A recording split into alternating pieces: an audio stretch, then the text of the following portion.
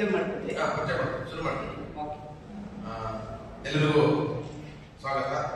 ನಮ್ಮ ಕಾರ್ಯಕ್ರಮ ಶುರು ಮಾಡ್ತೀವಿ. ನಾವು ಭಾರತದ ಪ್ರಜೆಗಳಾದ ನಾವು ಚಿತ್ರತಂಡದವರು ನಿರ್ದೇಶಕ ಮತ್ತು ನಮ್ಮ ಚಿತ್ರದ ಇತರ ಕಲಾವಿದರು ಇವರು ಸತೀಶ್ ಕೊಂಡಾಜಿ ಮೊದಲ ನಟಿದವರು. ಇವರು ಶಿವಾಜಿ,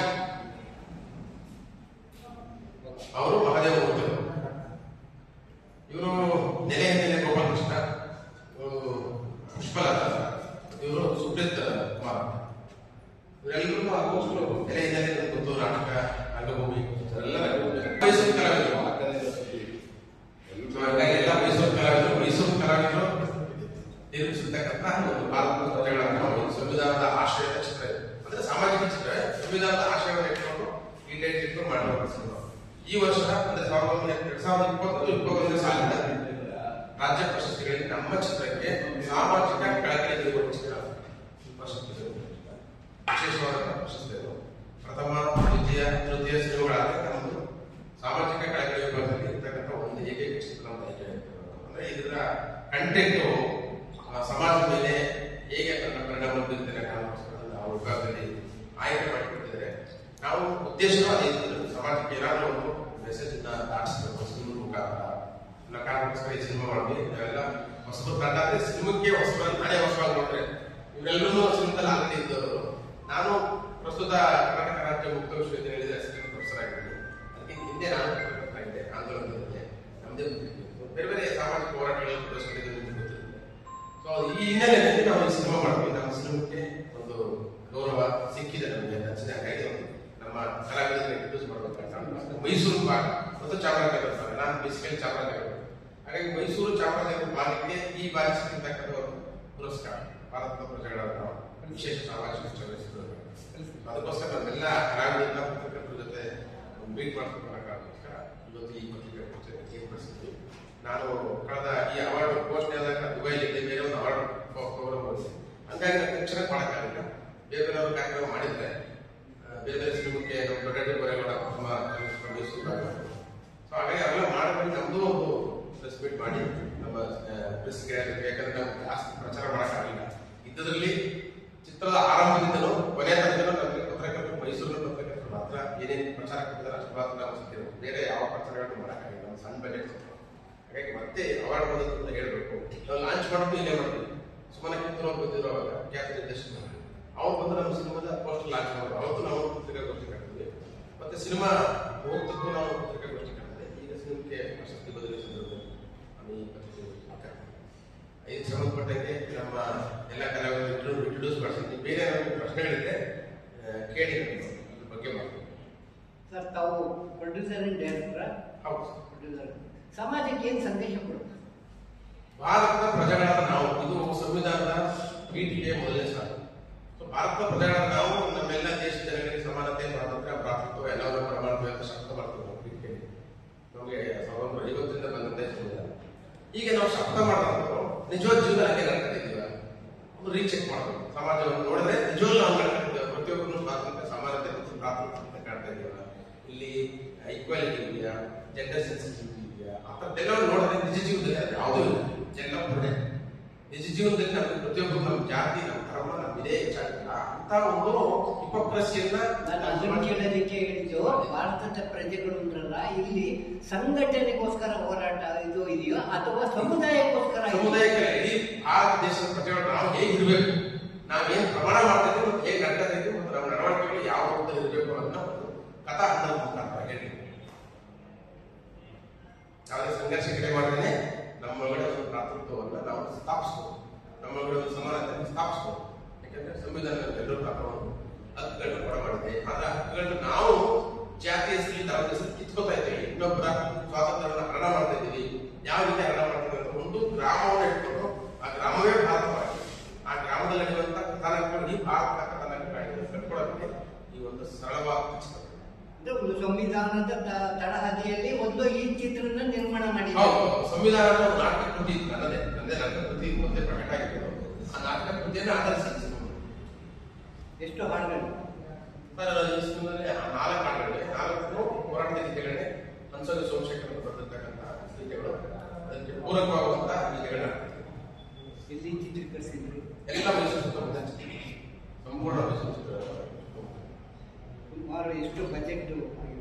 ಬಜೆಟ್ ಸಣ್ಣ ಬಜೆಟ್ ಒಂದು 50 ಲಕ್ಷ ತನಕ ಬಜೆಟ್ ಮಾಡೋದು ಈ ಕಾಲ 50 ಲಕ್ಷ ಇಲ್ಲ, ಯಾಕೆಂದ್ರೆ ಎಲ್ಲ ಹೊಸ ಮುಖಗಳೇ ಇರೋದ್ರಿಂದ. ಹೊಸ ಮುಖಗಳನ್ನು ತಾಂತ್ರಿಕವಾಗಿ ನಾವು ಅಷ್ಟೇ ಕೆಲಸ ಮಾಡಬೇಕು.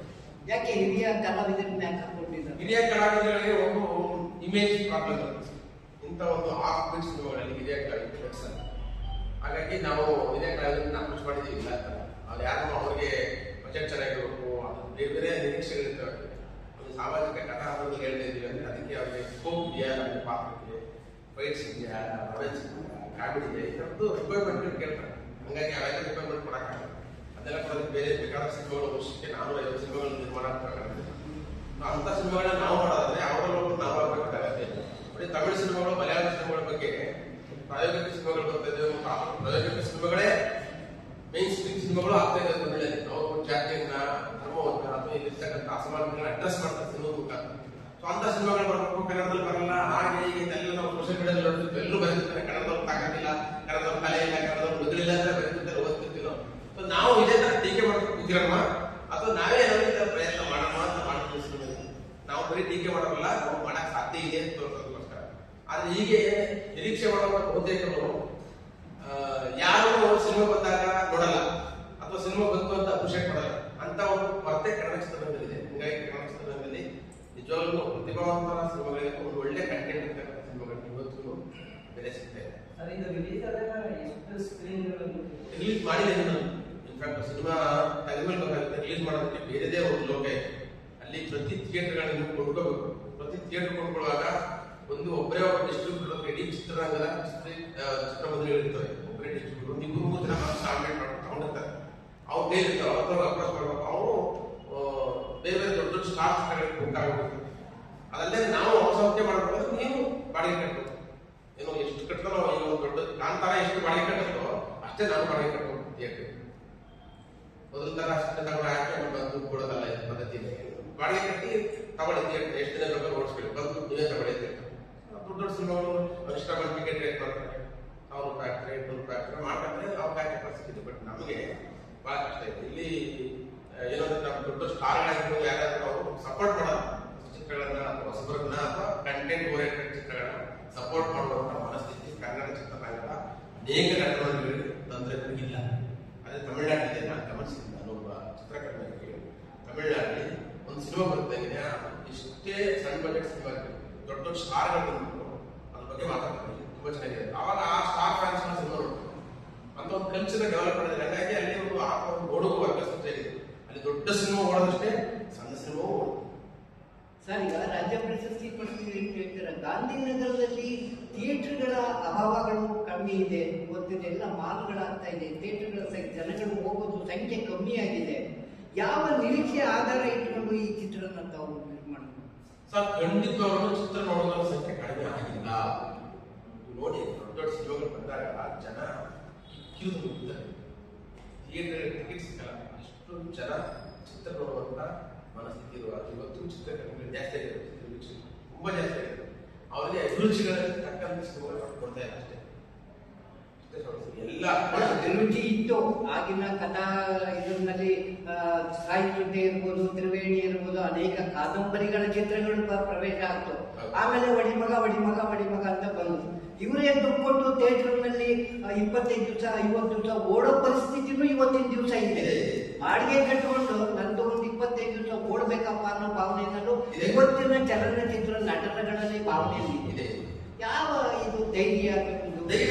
ಸರ್, ಈಗ ಸೋಷಿಯಲ್ ಪ್ಲಾಟ್ಫಾರ್ಮ್ಗಳಿವೆ, ಸೋಷಿಯಲ್ ಮೀಡಿಯಾ ಪ್ಲಾಟ್ಫಾರ್ಮ್ಗಳು. ಆ ಮುಖಾಂತರ ಸಿನಿಮಾ ತೋರಿಸ್ತಾ ಹೋಗ್ಬೋದು. ಥಿಯೇಟರ್ಗೆ ಬರಬೇಕಾಗತ್ತೆ. ಈಗ ಟಚ್ ಮೊಬೈಲ್ ಸಿಗುತ್ತೆ, OTT-ಗಳಿದ್ದಾವೆ. ಸೊ ಬೇರೆ ಬೇರೆ ಪ್ಲಾಟ್ಫಾರ್ಮ್ಸ್ ಸಿನಿಮಾ ಹಾಕ್ಬೋದು. OTT-ಗಳು ತಗೊಂಡು ಸಾಕು ಬೇಕಾದ ಜನಕ್ಕೆ ಸಿನಿಮಾ ತಲುಪಿಸಬಹುದು. ಇವತ್ತು ಹೊಸ ಸಿನಿಮಾ ಕಾಂತಾರ 1 ತಿಂಗಳಲ್ಲಿ OTT ಬರುತ್ತೆ. ಏನು ನೀವು 100 ದಿನ ಆಗಿ 1 ವರ್ಷದ ತನಕ ಕಾಯಬೇಕಾಗಿಲ್ಲ. ದೊಡ್ಡ ಸಿನಿಮಾಗಳೇ OTT ಕೊಟ್ಕೊಂಡಿರ್ತಾರೆ. ಸೊ OTT ಅಂತ ಪ್ಲಾಟ್ಫಾರ್ಮ್ ಇರುವಾಗ ನಮ್ಗೆಲ್ಲರೂ ಆಶಾದಾಯಕ ಬೆಳೆಗಳು ಏನಿತ್ತು ಅಂದ್ರೆ ಅಲ್ಲಿ ಕಂಟೆಂಟ್ ಓರಿಯೆಂಟೆಡ್ ಸಿನಿಮಾಗಳು ಪ್ರವರ್ತರ ಇರಬೇಕಾಗುತ್ತೆ. ಇನ್ ಕೇಸ್ ಅದು ಆಗಲಿಲ್ಲ ಸರ್, ಒಂದು ಬದಲಾವಣೆ ತರಬೇಕಾದಾಗ ಅನೇಕ ಸ್ಯಾಕ್ರಿಫೈಸ್ ಮಾಡ್ತಾರೆ. ಸ್ಯಾಕ್ರಿಫೈಸ್ ಮಾಡಿಲ್ಲ ಅಂದ್ರೆ ಮತ್ತೆ ಅದೇ ತಪ್ಪಿರುತ್ತೆ. ಒಂದು ಬದಲಾವಣೆ ಗಾಳಿಯನ್ನ ನಾವು ಬೀಸಬೇಕು. ಯಾವ ಮಾಡ್ತಾರೆ ನಾವೇ ನಿಂತ್ಕೋಬೇಕು. ಸ್ಯಾಕ್ರಿಫೈಸ್ ಅಂತ ನೋಡಿದ್ರೆ ಮುಂದಿನ ತಲೆಮಾರಿಗೆ ಉತ್ತಮ ಸಿನಿಮಾಗಳು ಬಂದಿದ್ದು ನಾವು ಮಾಡ್ಬೋದು ಅಥವಾ ಇದನ್ನೇ ದೊಡ್ಡ ಫೋಕಸ್ ಅಲ್ಲಿ ಮಾಡಿದ್ರೆ, ದೊಡ್ಡ ಕ್ಯಾನ್ವಾಸ್ ಅಲ್ಲಿ ನನ್ನ ಕಥೆ ದೊಡ್ಡ ಕ್ಯಾನ್ವಾಸ್ ಅಲ್ಲಿ ದೊಡ್ಡ ಸ್ಟಾರ್ ಮಾಡಿದ್ರೆ ಖಂಡಿತವಾಗ್ಲೂ ಪ್ರತಿಯೊಬ್ಬರಿಗೂ ಇಷ್ಟ ಆಗಬೇಕು ಕಥೆ. ಅದು ದೊಡ್ಡ ಕ್ಯಾನ್ವಾಸ್ ಬೇಕು, ದೊಡ್ಡ ಸ್ಟಾರ್ ಕ್ಯಾಸ್ಟ್ ಬೇಕು. ಸ್ಟಾರ್ ಕ್ಯಾಸ್ಟ್ ಇತ್ತು ಅದು ಆಟೋಮೆಟಿಕ್ ಹೋಗುತ್ತೆ. ಅಂದ್ರೆ ಅದು ಸ್ವಲ್ಪ ಬದಲಾವಣೆ ಆಗಿ ಮಸಾಲೆ ನಮ್ದು ಏನೇನು ಕಾಂಪ್ರಮೈಸ್ ಮಾಡ್ಕೊಂಡು ಇಲ್ಲಿ ಅನಗತ್ಯ ಫೈಟ್ ತಿಳ್ಕೋಬೇಡ, ಅನಗತ್ಯ ರೊಮ್ಯಾನ್ಸ್ ತಿಳ್ಕೋಬೇಡ ಅಂದ್ಕೊಂಡಿರ್ತಾರ ಅದೆಲ್ಲ ಅವ್ರು ತುರುಕಿ ಹಾಕಿ ಜನಗಳ ಅಭಿರುಚಿ ಒಳಗಡೆ ತುರುಕ್ತಾರೆ. ಯಾವಾಗ ಬಿಡುಗಡೆ ಮಾಡ್ತೇವೆ ಸರ್? ಬಿಡುಗಡೆ ಮಾಡೋದಕ್ಕೆ ಆಲೋಚನೆ ಮಾಡ್ತಿದ್ದೆ. ಈಗ ಪ್ರಶಸ್ತಿ ಬಂದಿರೋದು ಸ್ವಲ್ಪ ಕ್ರಿಕೆಟ್ ಆಗ್ಬೋದು ಅನ್ಕೊಂಡು, ಇಲ್ಲಾಂದ್ರೆ ತೊಂದರೆ ಇಲ್ಲ. ನಾನು ಯೂಟ್ಯೂಬ್ ಚಾನಲ್ ಬೇಕಾದ್ರೂ ಚಾನಲ್ ಕೊಡ್ಸೇ ನೋಡ್ತೀನಿ. ಯಾಕೆಂದ್ರೆ ನೀವು ಈ ಭಾಗದವರು ಆಗಿರೋದ್ರಿಂದ ಚಾಮರಾಜನಗರ ನಮ್ಮ ಭಾಗದಲ್ಲಿ ಸಿನಿಮಾ ಸುಮಾರು ಒಂದು 5-6 ಶೋ ಮಾಡಿದೆ ಸರ್. ಬೇರೆ ಕಡೆ ಶೋ ಮಾಡಿದೆ, ಉಚಿತ ಶೋಗಳು ನೋಡತಕ್ಕಂಥ ಪ್ರತಿಯೊಬ್ಬರು ಮೈಸೂರು ಬಗ್ಗೆ ಒಳ್ಳೆಯ ಅಭಿಪ್ರಾಯ. ಮೈಸೂರಲ್ಲಿ ಕಲಾವಿದರಲ್ಲಿ ಮಾಡಿದ್ವಿ, ಚಾಮರಾಜನಗರದಲ್ಲಿ ಮಾಡಿದ್ವಿ, ಹಾಗೆ ಬೇರೆ ಬೇರೆ ಕಡೆ ಸಿನಿಮಾ ಮಾಡಿ ತೋರಿಸಿ. ದಸರಾ ಫಿಲ್ಮ್ ಫೆಸ್ಟಿವಲ್ 2 ಸರಿ ಸೆಲೆಕ್ಟ್ ಆಗಿತ್ತು. 2 ವರ್ಷ ಕಂಟಿನ್ಯೂಸ್ ದಸರಾ ಫಿಲ್ಮ್ ಫೆಸ್ಟಿವಲ್ ತುಂಬಿದ ದೂರದಲ್ಲಿ ನಿರ್ಲಯ ನಮ್ಮ ಅಸೋಸಿಯೇಟ್ ಡೈರೆಕ್ಟರ್ ಆಗಿದ್ರು ಮಂಜುನಾಥ್ ನಿರ್ಲಯ, ಇನ್ನೊಬ್ಬರು ಸುಭಾಷ್ ಅವರು ನಮ್ಮ ಸಿನಿಮಾದಲ್ಲಿ ಕಲಾವಿದರಾಗಿದ್ದಾರೆ.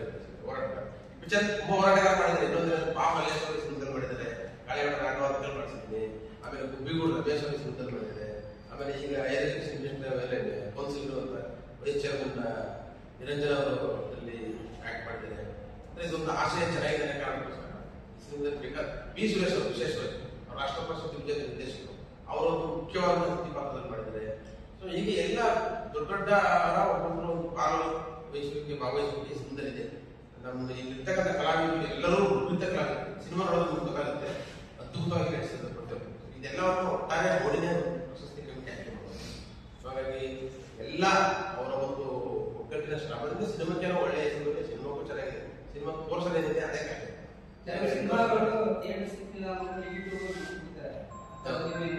ಆ ತರ ಮಾಡುವ ಆಲೋಚನೆ ನಮಗೆ ದಯವಿಟ್ಟು ಸಿಕ್ಕಿಲ್ಲ ಅಂತ ನಾವು ಒಪ್ಕೊಳ್ಳೋಕ್ಕಾಗಲ್ಲ.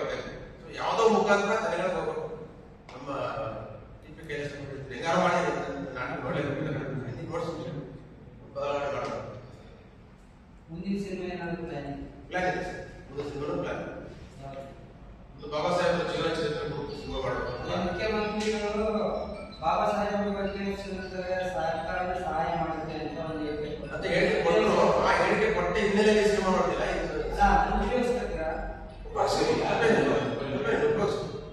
ಆ ಥರದ್ದು ಬಾಬಾ ಸಾಹೇಬ್ ಬಗ್ಗೆ ಮಾಡೋದಕ್ಕೆ ಬೇಕಾದಷ್ಟು ಕಂಟೆಂಟ್ ಸಿನಿಮಾಗಳು ಮಾಡೋದು. ಈ ಹೇಳಿಕೆ ಖಂಡಿತವಾಗಿ ಮುಂದಿನ ಯಾರು ಸರ್ ಚಿತ್ರಕಥೆ, ಸಂಭಾಷಣೆ, ಕಥೆ, ಚಿತ್ರಕಥೆ, ಸಂಭಾಷಣೆ, ನಿರ್ದೇಶನ ಎಲ್ಲ ಇಲ್ಲ.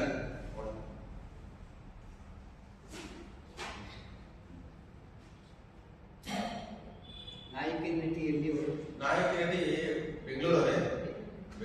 ಇದೇ ಮೊದಲೇ ಚಿತ್ರ, ಇದೇ ಕೊನೆ ಚಿತ್ರ. ಮದುವೆ ಒಂದು ಗಂಟೆ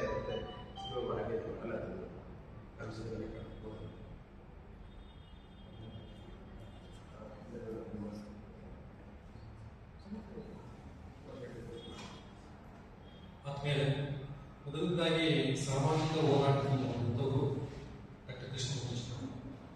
ಆ ಹೋರಾಟ ಹಿನ್ನೆಲೆಯನ್ನು ಕೊಟ್ಟಾಗ ಯಾವುದೋ ಒಂದು ಚಲನಚಿತ್ರವನ್ನು ಅಥವಾ ನಾಟಕವನ್ನು ಮಾಡಬೇಕಾಗುತ್ತೆ. ಆ ಹೋರಾಟದ ಮುನ್ಸಂದೇಹವನ್ನು ಮಾಡೋ ಸಾಧ್ಯತೆ ಇದೆ. ಯಾಕಂದ್ರೆ ಆ ಸಾಮಾಜಿಕ ಹಿನ್ನೆಲೆ ಆಗಿರುತ್ತೆ. ಸಾಮಾಜಿಕ ಹೋರಾಟವನ್ನು ಕಟ್ಟಿಕೊಂಡ ವ್ಯಕ್ತಿ ತನ್ನ ಸಮಾಜ ಯಾವ ರೀತಿಯಲ್ಲಿ ನೋಡ್ತಾ ವಿಶ್ಲೇಷಣೆ ಮಾಡ್ತಾರೆ. ಆ ಕಾರಣಕ್ಕೋಸ್ಕರ ಈ ಚಲನಚಿತ್ರಕ್ಕೆ ಸಾಮಾಜಿಕ ಕಳಂಚಿನ ಪ್ರಶಸ್ತಿ ಸಿಕ್ಕಿದೆ. ಕೃಷ್ಣಮೂರ್ತಿ ಚೌಹಾಣ್ ಎಲ್ಲರೂ ನೋಡಿ ಅಂತ ನೀವೆಲ್ಲ ನಾಟಕ ಕೇಳಿರ್ಬೋದು. ಬಹಳ ಅದ್ಭುತವಾಗಿ ಬೆಳೆದ ನಾಟಕದಲ್ಲಿ ನಮ್ಮ ಚೆನ್ನಾಗಿ ನಾಟಕ ಇದರಲ್ಲಿ ಅತ್ಯಂತ ಪ್ರಮುಖವಾದ ಪಾತ್ರ ಮಾಡಿದ್ದಾರೆ ಪುಷ್ಪಲತಾ ಚಾಮರಾಜನಗರ. ಇವರು ನಮ್ಮ ಚಾಮರಾಜನಗರ ಸತೀಶ್ ಅವರು. ಎಲ್ರಿಗೂ ನಮಸ್ಕಾರ. ಇವತ್ತು ಭಾರತದ ಪ್ರಜೆಗಳನ್ನು ನಾವು ಸಿನಿಮಾಗೆ ಸಾಮಾಜಿಕ ಕಳಕಳಿ ಇರುವಂತಹ ಸಿನಿಮಾ ಅಂತೇಳಿ ಒಂದು ಪ್ರಶಸ್ತಿಯನ್ನ ಕರ್ನಾಟಕ ಸರ್ಕಾರ ನೀಡಿದೆ. ತುಂಬಾ ಆಕ್ಚುಲಿ ಸಿನಿಮಾ ಬಗ್ಗೆ ಮತ್ತೆ ಅದರ ಹಿನ್ನೆಲೆ ಎಲ್ಲ ಹೇಳಿದ್ದಾರೆ, ಮತ್ತೆ ಅದರದ್ದು ಕಷ್ಟಗಳೆಲ್ಲ ಹೇಳಿದ್ದಾರೆ. ನಾನು ಶೂಟಿಂಗ್ ಬಗ್ಗೆ ಮಾತ್ರ ಮಾತಾಡ್ತೀನಿ. ಯಾಕಂದ್ರೆ ಸಿನಿಮಾ ತೆಗೆಯೋದು ಎಷ್ಟು ಕಷ್ಟ ಅಂತ ನಿರ್ದೇಶಕರಿಗೆ, ನಿರೂಪಕರು ಮಾತ್ರ ಗೊತ್ತು. ಮತ್ತೆ ನಾವು ಕಲಾವಿದರಾಗಿ ಈ ಸಿನಿಮಾ ತಂಡಕ್ಕೆ ಎಷ್ಟು ಸಪೋರ್ಟ್ ಮಾಡ್ಬೋದು ಅನ್ನೋದು ನಮಗೆ ಗೊತ್ತಿರುತ್ತೆ ಆಕ್ಚುಲಿ. ಸೊ ಎಷ್ಟೋ ಸಲ ಏನಾಗುತ್ತೆ ಅಂದ್ರೆ ಸಿನಿಮಾ ಮಾಡೋದು ನಮ್ಮೆಲ್ಲರೂ ಜವಾಬ್ದಾರಿ. ಸಿನಿಮಾ ಮಾಡೋದು ಹುರುಪು ಬೇರೆ ಇರುತ್ತೆ. ಸಿನಿಮಾ ಮಾಡಾದ್ಮೇಲೆ ಅದ್ರ ಮೇಲೆ ಇರುವಂತಹ ಪ್ರೀತಿ ಕಡಿಮೆ ಆಗ್ಬೋದು ಕಲಾವಿದರು. ಹೆಚ್ಚಾಗಿ ಇದರ ಪ್ರಶಸ್ತಿಗಳು ಬಂದಾಗ ಕಲಾವಿದರುಗಳೆಲ್ಲರೂ ಕೂಡಿ ಒಂದು ಸಿನಿಮಾನ ಪ್ರಮೋಷನ್ ಮಾಡ್ತು ಅಂದ್ರೆ ನಾವು ರಿಲೀಸ್ ಮಾಡೋದು ಅದೇ ತರದ ಪ್ರಾಬ್ಲಮ್ ಆಗಬೇಕು. ಯಾಕಂದ್ರೆ ನಾವು ನಂತರ ಬಿಡ್ತಿರೋ ಯಾರ್ಯಾರು ಇನ್ನೊಂದು 50-60 ಜನ ಇದ್ರ ಬಗ್ಗೆ ಸಿನಿಮಾದಲ್ಲಿ ಆಕ್ಟ್ ಮಾಡಿದ್ದಾರೆ, ಒಂದಿನ 100 ಜನದಷ್ಟು ಜನ ಟೆಕ್ನಿಷಿಯನ್ ಸೇರಿಸಿ ಕೆಲಸ ಮಾಡಿದ್ದಾರೆ. ಅವರೆಲ್ಲರೂ ಸಹ ಒಂದು 100-100 ಜನ ಕೇಳಿದ್ರು ಅಂತಂದ್ರೆ ಸಿನಿಮಾ ಆರಾಮಾಗಿ ಒಂದು 2000-3000 ಜನ ರೀಚ್ ಆಗ್ಬೋದು. ಸೊ ಇಲ್ಲಿ ನಮ್ಮ ಅಂದ್ರೆ ಕಲಾವಿದರು ಇನ್ಕ್ಲೂಡಿಂಗ್ ಟೆಕ್ನಿಷಿಯನ್ಸ್ ಏನಾಗ್ತಾರೆ ಅಂದ್ರೆ ಇಂಥ ಒಳ್ಳೆ ಸಿನಿಮಾಗಳಿಗೆ ಕೆಲವೊಂದ್ಸರಿ ಬೆಂಬಲವನ್ನು ಸೂಚಿಸಿದ್ರೆ ಸಿನಿಮಾ ಇಂಥ ಆಶಯ ಇರೋ ಸಿನಿಮಾ ದೊಡ್ಡ ಮಟ್ಟಿಗೆ ರೀಚ್ ಆಗುವಂತ ಎಲ್ಲ ಕೆಪಾಸಿಟಿ ಇರ್ತಾರೆ.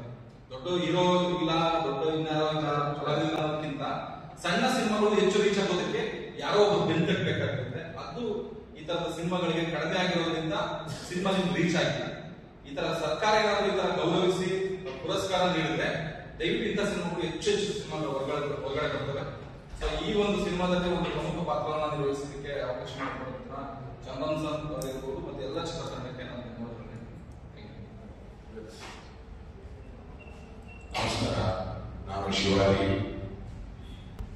ಭಾರತದ ಪ್ರಜೆಗಳಾದ ನಾವು ಈ ಚಲನಚಿತ್ರ ಚಂದ್ರನ್ ಅವರು ಒಂದು ಕ್ಯಾರೆಕ್ಟರ್ ಮಾಡಬೇಕಪ್ಪ ಅಂತ ಹೇಳಿದ್ರು. ಅದೇನು ಸರ್ ಕ್ಯಾರೆಕ್ಟರ್ ಅಂತಂದೆ, ಈ ಬಾ ನನಗೆ ಹೇಳ್ತೀನಿ ಒಂದು ಅವಕಾಶ ಇದೆ ಅಂತ. ಈ ಒಂದು ಅವಕಾಶಕ್ಕೆ ಹೋದಾಗ ಏನಾಯ್ತು ಅಂದ್ರೆ ನನಗಲ್ಲಿ ಹುಡುಗನ ಪಾತ್ರ. ಸೊ ಈ ಒಂದು ಚಿತ್ರಕ್ಕೆ ಯಾವ ರೀತಿ ಒಂದು ಗ್ರಾಮೀಣ ಪ್ರದೇಶದಲ್ಲಿ ದಲಿತರ ಮೇಲೆ ಕೆಲವರು ಯಾವ ರೀತಿ, ಎಲ್ಲರೂ ಅಲ್ಲ ಕೆಲವರು ಯಾವ ರೀತಿ ದೌರ್ಜನ್ಯ ಮಾಡ್ತಾರೆ, ಸುಮ್ಮನೆ ವಿನಾಕಾರಣ ಅವ್ರ ಮೇಲೆ ಗಲಾಟೆಗಳು ಮಾಡೋದು, ಅಸ್ಪೃಶ್ಯತೆಯಿಂದ ನೋಡೋದು, ಈ ರೀತಿ ಎಲ್ಲ ಒಂದು ಕ್ಯಾರೆಕ್ಟರು ತುಂಬಾ ಚೆನ್ನಾಗಿತ್ತು. ಈ ಒಂದು ಕ್ಯಾರೆಕ್ಟರ್ನ ನಾನು ಫಸ್ಟ್ ಮಾಡ್ಬೇಕಾದ್ರೆ ಬಹಳ ಯೋಚನೆ ಮಾಡಿದೆ. ಗುರುಗಡೆ ಇದು ನಾಳೆ ದಿವಸ ಕಾಂಟ್ರವರ್ಸರಿ ಆಗ್ಬಿಡಲ್ವಾ, ನಾಳೆ ದಿವಸ ನಮ್ಗೆಲ್ಲರೂ ಆಚೆ ಕಡೆ ಕ್ಲಿಪ್ಪಿಂಗ್ ಏನಾದ್ರು ಬಂದಾಗ ನೀನು ಆ ರೀತಿ ಹೇಳಿದೆ, ಈ ರೀತಿ ಹೇಳಿದೆ, ಜಾತಿ ಬಗ್ಗೆ ಮಾತಾಡಿದೆ. ಸಿನಿಮಾ ಅಂತ ಬಂದಾಗ ಆಕ್ಟಿಂಗ್ ಮಾಡಬೇಕು, ಅದನ್ನ ನಾವು ಸಮಾಜಕ್ಕೆ ನಾವು ತೋರಿಸ್ಬೇಕು. ಕೆಲವು ಕಡೆ ಈಗೂ ನಾವು ನೋಡ್ದಂಗೆ ಅಸ್ಪೃಶ್ಯತೆಗಳು ನಡೀತಾ ಇದೆ. ಇಲ್ಲಿ ನಿರ್ದೇಶಕರು ಇವತ್ತಿನ ಒಂದು ಸಿಚುವೇಶನ್ ಅಲ್ಲಿ ದೊಡ್ಡ ದೊಡ್ಡ ನಗರ ಆಗ್ಬೋದು, ಅಲ್ಲಿ ಯಾವ ತರ ಜೀವನಗಳಿರುತ್ತೆ, ಮತ್ತೆ ಹಳ್ಳಿ ಕಡೆ ಯಾವ ರೀತಿ ಈಗ ಕೆಲವರು ಹೇಳ್ತಾರೆ ಅದು ಒಳ್ಳೆ ಕಾಲನಿ ಏಕೆ ಕಾಲೋನಿ ಅಂತ ಈಗಲೂ ಅಸ್ಪೃಶ್ಯತೆ ಮಾಡೇ ಮಾಡ್ತಾರೆ. ಅಂಬೇಡ್ಕರ್ ಬೀದಿ ಅಂತಾನು ಕೆಲವರು ಆ ಕಡೆ ಹೋಗ್ಬೇಡ ಈ ಕಡೆ ಹೋಗ್ಬೇಡ ಏನಾರ ಏನು ಒಂದಲ್ಲ ಒಂದು ರೀತಿಗಳು ಈಗಲೂ ನಡೀತಾ ಇದೆ, ಅದು ಕಣ್ಣು ಕಾಣಲ್ಲ. ಸೊ ಇವತ್ತಿನ ಜನರೇಷನ್ ಅಲ್ಲಿ ನಾವು ಯಾವ ರೀತಿ ಬದಲಾವಣೆ ಆಗ್ಬೇಕು, ಯುವಕರುಗಳು ಯಾವ ರೀತಿ ವಿದ್ಯಾಭ್ಯಾಸದ ಬಗ್ಗೆ ಗಮನ ಕೊಡಬೇಕು, ನಾವು ಎತ್ತರಕ್ಕೆ ಬೆಳಿಬೇಕು.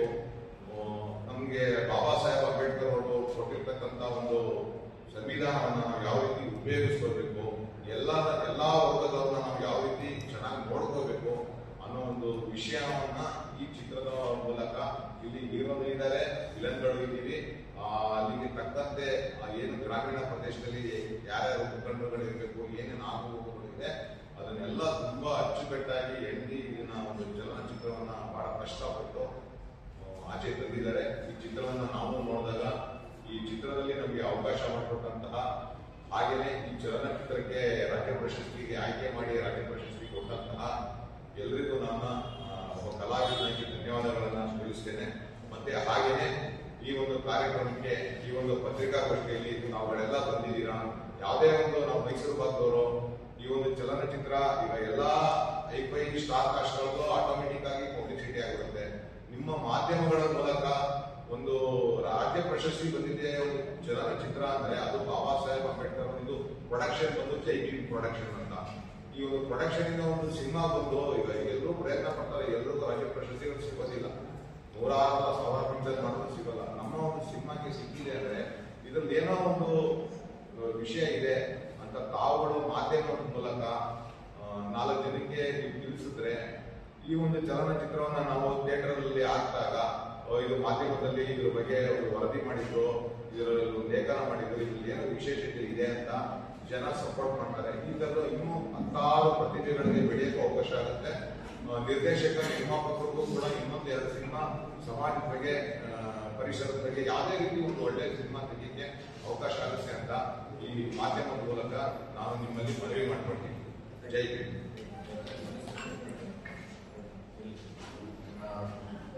ನಮ್ಮ ಈ ಪ್ರಶಸ್ತಿಗಳು ಪ್ರಕಟ ಆದಾಗ ಇದ್ರ ಬಗ್ಗೆ ಇಷ್ಟೊಂದು ಜನಗಳಿಗೆ ಮಾಹಿತಿ ಇಲ್ಲ ಅನ್ನೋದಕ್ಕೋಸ್ಕರ ಪತ್ರಿಕೆಗಳಲ್ಲಿ ಎಲ್ಲ ಸಿನಿಮಾ ಪೋಸ್ಟ್ಗಳು ಯಾವ್ದು ಪ್ರಶಸ್ತಿ ಬಗ್ಗೆ ನಮ್ಮ ಸಿನಿಮಾ ಪೋಸ್ಟರ್ ಆಗಿಲ್ಲ.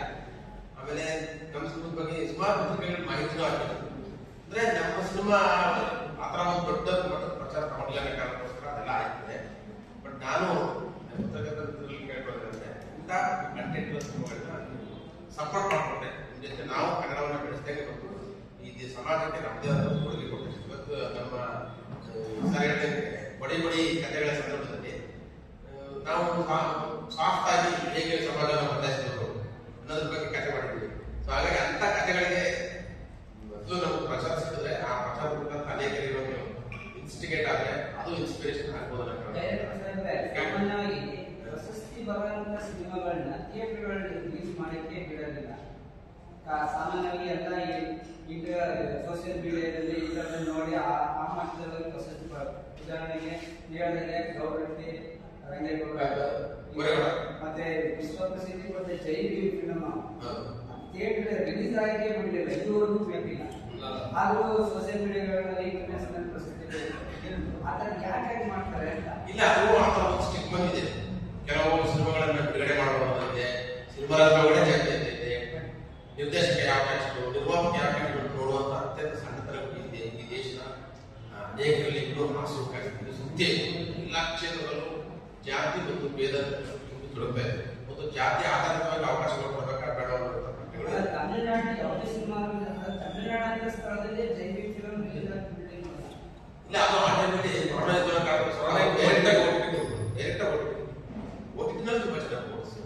ಆದ್ರೆ ನೀವು ಹೇಳಿದಂಗೆ ಪ್ರಶಸ್ತಿ ವಿಜೇತ ಸಿನಿಮಾಗಳಿಗೆ ಥಿಯೇಟರ್ ಸಿಗಲ್ಲ. ಅಂದ್ರೆ ಕೊಡಬೇಕು, ಅದನ್ನ ನಾವು ಹೇಳ್ಬೇಕು. ಪ್ರತಿಯೊಬ್ಬ ನಾಗರಿಕರು ನೋಡಿದ್ರು ನಮ್ಮ ಅಭಿರುಚಿ ಬದಲಾಯಿಸಬೇಕು. ಆ ಸಿನಿಮಾಗಳನ್ನು ಕೂಡ ನೋಡುವ ಮತ್ತು ನಾನು ಹೇಳಿದ ಸ್ಟಾರ್ಗಳಿಂದ ಸ್ಟಾರ್ ಪ್ರಮೋಟ್ ಮಾಡುವ ಒಂದು ಟೂರಿಸ್ಟ್ ಫ್ಯಾಮಿಲಿ ಅಂತ ಒಂದು ಇತ್ತೀಚಿನ ತಮಿಳು ಚೆನ್ನಾಗಿದೆ.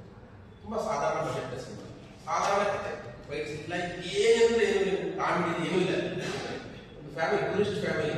ಆ ಸಿನಿಮಾ ಅತ್ಯಂತ ಸಣ್ಣ ಬಜೆಟ್ ಸಿನಿಮಾ ಆಗಿದ್ದು ಸಿನಿಮಾ ನೋಡಿದ ಕಮಲ್ ಹಾಸನ್ ದೊಡ್ಡ ದೊಡ್ಡ ಸ್ಟಾರ್ ನಮ್ಮ ತಮಿಳಿನ ಒಂದು ಅದ್ಭುತ ಹೇಳಿಕೆ ಹೇಳ್ಕೊಂಡಲ್ಲ ಅಷ್ಟೇ ಸಾಕು. ಅವರು ಸ್ಟಾರ್ ಕೊಡ್ತಾರೆ ಹೇಳಿಕೆ ಒಂದು ಚಹನೆ ಚೆನ್ನಾಗಿ. ಹಾಗಾಗಿ ಆ ಸಿನಿಮಾ ತೂರಿ ಯಶಸ್ಸು ಕಾಣಿಸುತ್ತೆ, ದೊಡ್ಡ ಯಶಸ್ವಾಗುತ್ತೆ. ಎಂತೆಲ್ಲ ದೊಡ್ಡ ಬಜೆಟ್ ಸಿನಿಮಾಗಳನ್ನು ಮೀರಿಸಿ ಆ ಸಿನಿಮಾ ಮಾಡುತ್ತೆ. ಅಂತ ಒಂದು ಮನೋಧೋರಣೆ ಕನ್ನಡದಲ್ಲೂ ಬರಬೇಕು, ಪತ್ರಕರ್ತರಿಂದ ಬರಬೇಕು, ಸ್ಟಾರ್ಗಳಿಂದ ಬರಬೇಕು, ಚಿಂತಕರಿಂದ ಬರಬೇಕು, ಹೋರಾಟಗಾರರಿಂದ ಬರಬೇಕು. ಅವರೆಲ್ಲರೂ ತಮಿಳುನಾಡಿನ ಆ ಥರದ್ದು ವಾತಾವರಣ ಸೃಷ್ಟಿ ಮಾಡಿದ್ದಾರೆ. ಆ ಕಾರಣಕ್ಕೋಸ್ಕರ ತಮಿಳುನಾಡಿನಾಗಿದೆ ಅಂತ ವಾತಾವರಣ ಕನ್ನಡದಲ್ಲೂ ಬರಬೇಕು ಅಂತ ನಾವು ಬಯಸಿದ್ದೇವೆ. ಆ ಕಾರಣಕ್ಕೋಸ್ಕರ ಇದನ್ನ ನಾವು ಸ್ಯಾಕ್ರಿಫೈಸ್ ನಾವು ಬೆಳ್ಕೊಳ್ಬೇಕಾದ ಪರಿಸ್ಥಿತಿ ಬರುತ್ತೆ.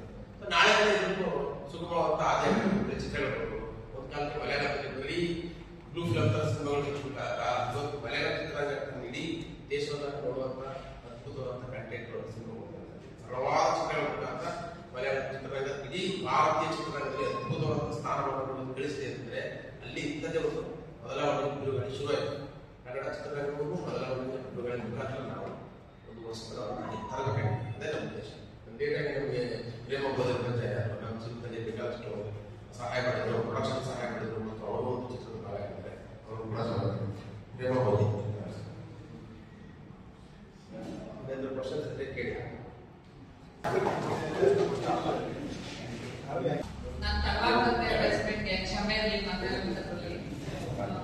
ಏನಂದ್ರೆ ಇದು ಕೃಷ್ಣಮೂರ್ತಿ ಚಂದ್ರಪ್ಪ ಭಾರತದ ಕಥೆಗಳನ್ನು ನಾವು ಸಿನಿಮಾ ಮಾಡಬೇಕು ಅಂದಾಗ ಒಂದು ಸ್ಕ್ರಿಪ್ಟ್ ನ ತಗೊಂಡು ತೋರಿಸಿದಾಗ ನಿಜಕ್ಕೂ ನನ್ಗೆ ಎಷ್ಟು ಅದ್ಭುತ ಅನಿಸ್ತು. ನಾನು ಅವತ್ತೇ ಸ್ಕ್ರಿಪ್ಟ್ ನ ಪೂರ್ತಿ ಓದಿದಾಗ ದಿನನೇ ನಾನು ಹೇಳಿದೆ ಈ ಚಿತ್ರಕ್ಕೆ ದೊಡ್ಡ ಮಟ್ಟದ ಪ್ರಶಸ್ತಿ ಬಂದೇ ಬರುತ್ತೆ ಅಂತ ಕಂಟೆಂಟ್ ಇದೆ ಇದರಲ್ಲಿ ಅಂತ ಅಂದೆ. ಯಾಕಂದ್ರೆ ನಾವು ಬಾಲ್ಯದಿಂದ ಸಿನಿಮಾ ನೋಡಿದವರು, ಸಿನಿಮಾ ಕ್ಷೇತ್ರದಿಂದನೇ ಬಂದಿದ್ದು, ನಮ್ಮ ಮನೆ ಫ್ಯಾಮಿಲಿಗಳಲ್ಲೂ ಸಿನಿಮಾ ಮತ್ತೆ ಎಲ್ಲರೂ ಆ ಒಂದು ಟಚ್ಚಲ್ಲೇ ಇರೋದ್ರಿಂದ ಪ್ರತಿಯೊಂದು ಸಿನಿಮಾಗಳು ಎಲ್ಲಾ ಭಾಷೆಗೂ ನೋಡಿ ಮಾಡಿ ಬೆಳೆದಿರೋದ್ರಿಂದ ಸಿನಿಮಾ ಪ್ರಿಯರು ಮತ್ತೆ ವಿಮರ್ಶಕರಾಗಿ ನಾವು ಇದ್ವಿ. ಕೃಷ್ಣಮೂರ್ತಿಗೆ ಚಮರಂಗಿ ಯಾವ ಮಟ್ಟದ ಸಿನಿಮಾ ಹುಚ್ಚಿತ್ತು ಅಂದ್ರೆ ಅದನ್ನ ಹೇಳಕ್ ಅಸಾಧ್ಯ. ಬಾಲ್ಯ ಹೈಸ್ಕೂಲ್ ಇಂದಾನೆ ಬಂದ್ಬಿಟ್ಟಿತ್ತು ಅದು. ಬರೀ ಸಿನಿಮಾ ಶಾಲೆಗೆ ಹೋಗೋದ್ಕಿಂತ ಸಿನಿಮಾ ನೋಡಿದ್ದೆಚ್ಚು, ಪಠ್ಯ ಪುಸ್ತಕಗಳು ಓದಿದ್ದಕ್ಕಿಂತ ಸಿನಿಮಾ ಪತ್ರಿಕೆಗಳು ಅದು ವಿಚಾರಗಳೇ ಓದೋದಿತ್ತು. ನಿಮ್ಗೆ ಗೊತ್ತಿರ್ಬೇಕು, ಶುಕ್ರವಾರ ದಿನ ಅಂದ್ರೆ ಸಿನಿಮಾ ಪುರಾಣಿಗಳು ಬರ್ತಿತ್ತು. ಒಂದು ಪತ್ರಿಕೆನೂ ಬಿಡ್ತಾ ಇರಲಿಲ್ಲ. ಯಾರ ಮನೇಲಿ ಎಷ್ಟಾದ ಜನ ಕೊಂಡ್ಕೊಂಡು ನಮ್ ದುಡ್ಡು ಹಾಕೊಂಡು ಹೋಗ್ತಿಲ್ಲ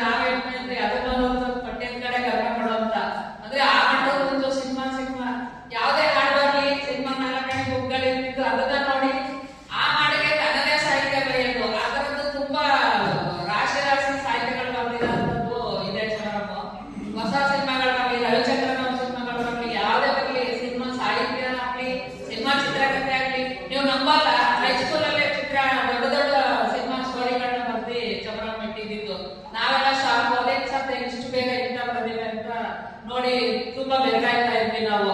ಹಂಗೇನೆ ಬಂದಿದ್ದು ಬರಹಗಳು, ಸಿನಿಮಾ ಮತ್ತೆ ಸಿನಿಮಾ ಕ್ಷೇತ್ರಕ್ಕೆ ಹೋಗ್ಬೇಕು ಅನ್ನೋದು ವಿದ್ಯಾರ್ಥಿ ದೆಸೆಯಿಂದಾನೇ ಬಂದ್ಬಿಡ್ತು.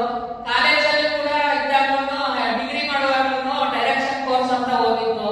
ಯಾವ ಮಟ್ಟಕ್ಕೆ ಅಂದ್ರೆ ಮಹೇಶ್ ಭಟ್ ಅವರು ದೊಡ್ಡ ದೊಡ್ಡ ನಮ್ಮ ಕನ್ನಡ ನಿರ್ದೇಶಕರ ಜೊತೆಯಲ್ಲಿ ಟ್ರೈನಿಂಗ್ ಮಾಡಿ ಡೈರೆಕ್ಷನ್ ಕೋರ್ಸ್ ಮಾಡ್ಕೊಂಡು ಬಂದಿದ್ದು. ಮತ್ತೆ ಎಲ್ಲಿ ಬ್ರೇಕ್ ಆಯ್ತಂದ್ರೆ ಸಾಮಾಜಿಕ ಕ್ಷೇತ್ರಕ್ಕೆ ಬಂದು ಹೋರಾಟಗಳಿಗೆ ಇಳಿದಾಗ ಅದನ್ನೆಲ್ಲ ಕಟ್ಟಿ ಬುದ್ಧಿ ಕಟ್ಟಿ ಇಟ್ಟದ್ರಿಂದ ಅದು ಇಲ್ಲಿವರೆಗೂ ಹಂಗೆ ಸ್ಥಗಿತ ಆಗಿ ಮತ್ತೆ ಈಗ ಚಿತ್ರ ಹೊಡೆದಿದೆ.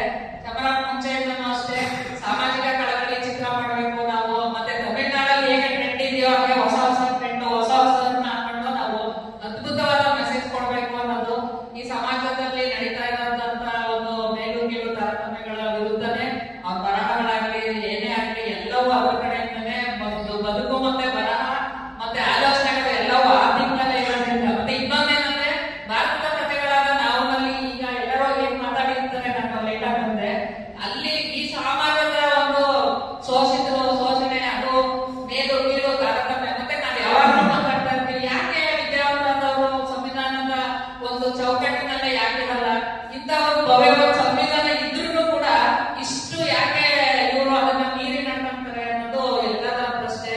ಅದಕ್ಕೆ ಒಂದಷ್ಟು ಕಾರಣಗಳು. ಮತ್ತೆ ಯೂತ್ಸ್ ಆದವ್ರು ಏನ್ ಮಾಡ್ಬೇಕು, ಅಲ್ಲಿ ಪೋಷಕರ ಪಾತ್ರಗಳೇನು, ಮತ್ತೆ ವಿದ್ಯಾವಂತರಾದವರು ತನ್ನ ಸುತ್ತಮುತ್ತಲಿನ ಒಂದು ಹಳ್ಳಿನಲ್ಲಿ ಹೇಗೆ ಬದಲಾವಣೆಗಳನ್ನು ತರಕ್ ಸಾಧ್ಯ ಅಂತ ನಾವೇನೋ ದೊಡ್ಡ ಮಟ್ಟದಲ್ಲಿ ಇಡೀ ದೇಶನೇ ಉದ್ಧಾರ ಮಾಡಕ್ಕಾಗಲ್ಲ. ನಾವು ಪ್ರತಿಯೊಬ್ಬರು ನಿಂತ ಜಾಗನ ಸ್ವಚ್ಛ ಮಾಡ್ಕೊಂತ ಹೋಗೋದೇ ಆದ್ರೆ ಅಲ್ಲಿ ಅವ್ರ ಅಜ್ಞಾನದಿಂದ ಇರೋರು ಅನಕ್ಷರಸ್ಥರನ್ನ ತಿದ್ದಿದ್ದೇ ಆದ್ರೆ ಸಮಾಜ ನಮ್ಮ ಭಾರತ ಗ್ರಾಮೀಣ ಪ್ರದೇಶದಿಂದಲೇ ತುಂಬಿ ತುಳುಕ್ತಾ ಇರೋದ್ರಿಂದ ಅಲ್ಲಿ ಶುದ್ಧ ಮಾಡಿದ್ರೆ ಎಲ್ಲಾ ಕಡೆ ತಾನೇ ಶುದ್ಧ ಆಗುತ್ತೆ. ಅದಕ್ಕೆ ಮುಂಚೆ ಎಲ್ಲರೂ ನಾವು ನಮ್ಮ ಸಂವಿಧಾನದ ಆಶಯಗಳನ್ನ ಬದ್ಧತೆಗಳನ್ನ ಅರಿಬೇಕು. ಅರಿದೇ ಇರೋರಿಗೆ ಅರಿವು ಮೂಡಿಸ್ಬೇಕು. ಅರಿವು ಮೂಡಿಸೋದ್ರ ಮುಖಾಂತರ ಅದು ಈ ಸಿನಿಮಾ ಕ್ಷೇತ್ರದಲ್ಲಿ ಬೇಗ ಹೆಚ್ಚಿನ ಜನಕ್ಕೆ ರೀಚ್ ಆಗೋದ್ರಿಂದ ಸಿನಿಮಾ ಕ್ಷೇತ್ರ ಅನ್ನೋದು ಒಂದು ದೊಡ್ಡ ಬದಲಾವಣೆಯ ಒಂದು ಸ್ಥಳ. ಅದ್ರ ಮುಖಾಂತರ ಕೋಟಿ ಕೋಟಿ ಜನರನ್ನ ಬದಲಾವಣೆ ತರಕ್ ಸಾಧ್ಯ ಅನ್ನೋದನ್ನ ಭಾರತದ ಪ್ರಜೆಗಳಾದ ನಾವು ಸಿನಿಮಾದಲ್ಲಿ ನಿರ್ದೇಶಕರಾಗಿ ಚಮರ ಮಾಡಿದ್ದಾರೆ. ಅದು ಟೆಕ್ನಿಕಲಿ ಏನೇ ಇರ್ಬೋದು, ಸಿನಿಮಾ ಕಥೆ ಸಾಮಾಜಿಕ ಕಳಕಳಿಯುಳ್ಳ ಚಿತ್ರ ಅಂತ ಬಂದಿರೋದು ನಮ್ಮೆಲ್ಲರಿಗೂ ಅತ್ಯಂತ ಖುಷಿ ವಿಚಾರ.